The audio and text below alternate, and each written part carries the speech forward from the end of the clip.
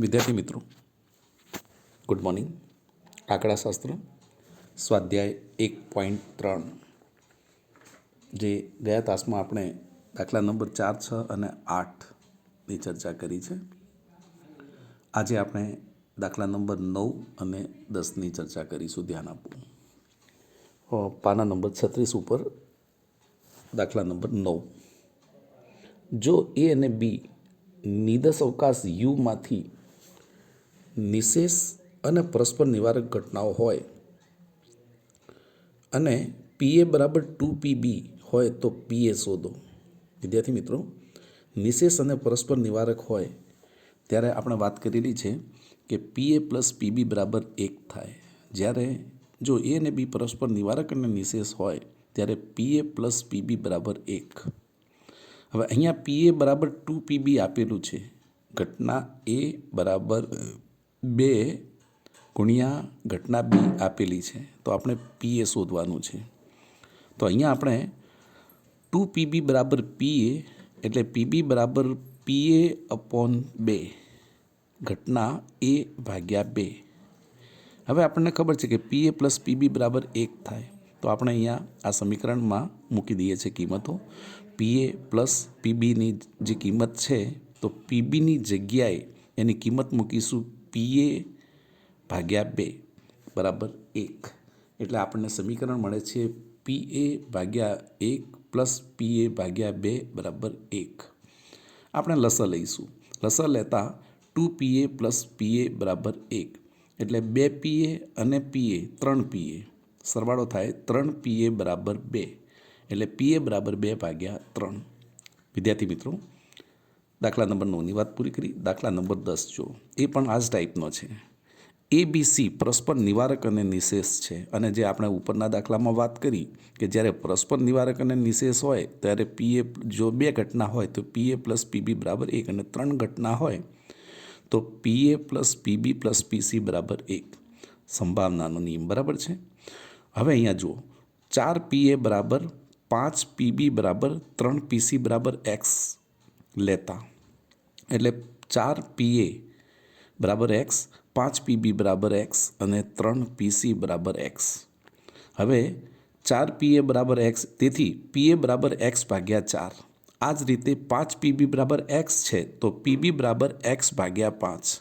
આ જ રીતે 3PC બરાબર X છે તો PC બરાબર X ભાગ્યા 3. હવે અહીંયા સરવાળાના નિયમ પ્રમાણે પરસ્પર નિવારક અને નિશેષ ઘટનાઓ છે એટલે X ભાગ્યા 4 વત્તા X ભાગ્યા 5 વત્તા X ભાગ્યા 3 બરાબર 1. બરાબર. હવે 4, 5 અને 3 એનો આપણે લસા લઈશું જે 60 આવશે. એટલે 15X plus 12X plus 20X બરાબર 1. એટલે સરવાળો કરતાં 47X ભાગ્યા 60 બરાબર 1 એટલે X બરાબર 60 ભાગ્યા 47. હવે Xની કિંમત મળે છે આપણને 60 ભાગ્યા 47. હવે જે આપણે જે ઘટનાઓ છે કે પીએ બરાબર X ભાગ્યા 4, પીબી બરાબર X ભાગ્યા 5 અને પીસી બરાબર X ભાગ્યા 3. હવે Xની જે કિંમત આવે છે 60 ભાગ્યા 47, એ દરેક આપણે ઘટનાઓ જે 3 ઘટનાઓ છે એમાં આપણે Xની કિંમત મૂકીશું. તો જો આ રીતના થશે. પીએ બરાબર X ભાગ્યા 4. હવે Xની જગ્યાએ 60 ભાગ્યા 47 કરું છું તો પીએ બરાબર 60 ભાગ્યા 4 ગુણ્યા 47 એટલે પીએ બરાબર 15 ભાગ્યા 47. આ જ રીતના પીબી બરાબર X ભાગ્યા 5. હવે Xની કિંમત મૂકીએ છીએ 60 ભાગ્યા 47. Xની કિંમત જે આપણે શોધી છે 60 ભાગ્યા 47 એ મૂકું છું એટલે પીબી બરાબર 60 ભાગ્યા 5 ગુણ્યા 47 એટલે પીબી બરાબર 12 ભાગ્યા 47. આ જ રીતના પીસી બરાબર X ભાગ્યા 3 છે.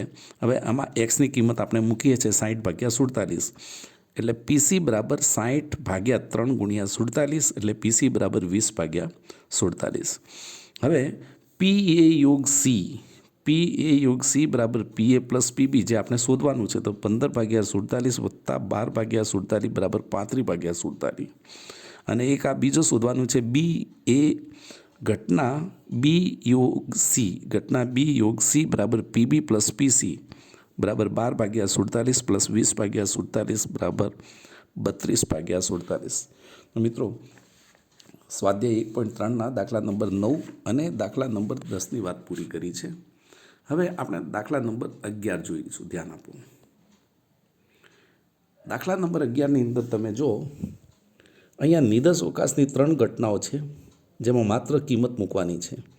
એ બી સી નીચેની માહિતી આપી છે. ઘટના એ યોગ બી યોગ સી શોધો. બરાબર. તો જો અહીંયા આપણે ઘટના એ યોગ બી યોગ શોધવાની છે. અહીંયા તમને પીએ બરાબર 0.65, પીબી બરાબર 0.45, પીસી બરાબર 0.25, પી એ યોગ બી બરાબર 0.25, પી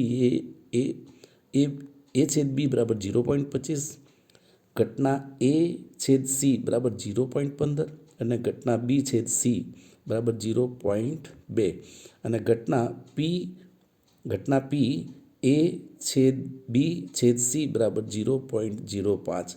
એની અંદર માત્ર કિંમતો મૂકવાની છે. તમે ધ્યાન આપો, મેં આ દાખલા નંબર 11 ગણ્યો છે. પી એ પ્લસ પીબી પ્લસ પીસી માઇનસ પી એ છેદ બી માઇનસ પી એ બી છેદ સી માઇનસ પી એ છેદ સી પ્લસ પી એ પ્લસ પી પ્લસ એ છેદ બી છેદ સી. આ બધી કિંમતો મૂકો એટલે જવાબ 0.8 રહેશે. મિત્રો દાખલો સહેલો છે. દાખલા નંબર 12ને ધ્યાનમાં લો. હવે દાખલા નંબર 12ની વાત કરી દઉં છું. નિદર્શ અવકાશની 3 ઘટનાઓ એ બી સી પરસ્પર નિવારક અને નિશેષ છે. અહીંયા પણ પરસ્પર નિવારક અને નિશેષ છે. બરાબર. એટલે અહીંયા પણ એ જ રીતના રહેશે. પી એ પ્લસ પીસી પીબી પ્લસ પીસી બરાબર 1. નિવારક અને નિશેષ ઘટના કે ત્યારે આપણે પી એ પ્લસ પીબી પ્લસ પીસી બરાબર 1 છે. બરાબર. હવે જો અહીંયા આપ્યું છે કે પી સી ડેશ છે એટલે કે સીની પૂરક ઘટના 0.8, તો પીસી સીની પૂરક ઘટના 0.8 હોય તો સી ઘટના રહેશે 0.2 અને 3 પીબી બરાબર 2 પી એની પૂરક ઘટના, તો પીએ અને પીબી શોધો. મિત્રો ધ્યાન આપો, અહીંયા પી સી ડેશ બરાબર 0.8 છે. બરાબર. તો અહીંયા પીસી બરાબર 1 માઇનસ પી સીની પૂરક ઘટના, સીની પૂરક ઘટના એટલે 1 માઇનસ 0.8 બરાબર 0.2. હવે 3 પીબી બરાબર 2 પી એની પૂરક ઘટના આપી છે. હવે આપણને ખબર છે કે એ ડેશ બરાબર 1 માઇનસ પીએ થાય, તો આપણે અહીંયા આની આ જે ઘટના છે અહીંયા મૂકી દઈએ છીએ. તો 2 માઇનસ 1 માઇનસ પીએ એટલે કે 3 પીબી બરાબર 2 માઇનસ 2 પીએ. બરાબર. તો અહીંયા આપણે જે 3 છે એને છેદમાં મૂકીએ છીએ, તો પીબી બરાબર 2 માઇનસ 2 પીએ બરાબર 3. આપણે એક આ સમીકરણ મળે છે. હવે એ બી સી નિવારક અને નિશેષ ઘટના હોય તો આપણે જે આગળ વાત કરી પીએ પ્લસ પીબી પ્લસ પીસી બરાબર 1, તો પીએ પ્લસ બીની જે વેલ્યુ આપણે શોધી છે અહીંયા ઉપર સમીકરણ 1 કરીને બીની વેલ્યુ શોધી છે 2 માઇનસ 2 પીએ બરાબર ભાગ્યા 3 પ્લસ પીસી જે 0.2 આપણે શોધ્યા છે 0.2.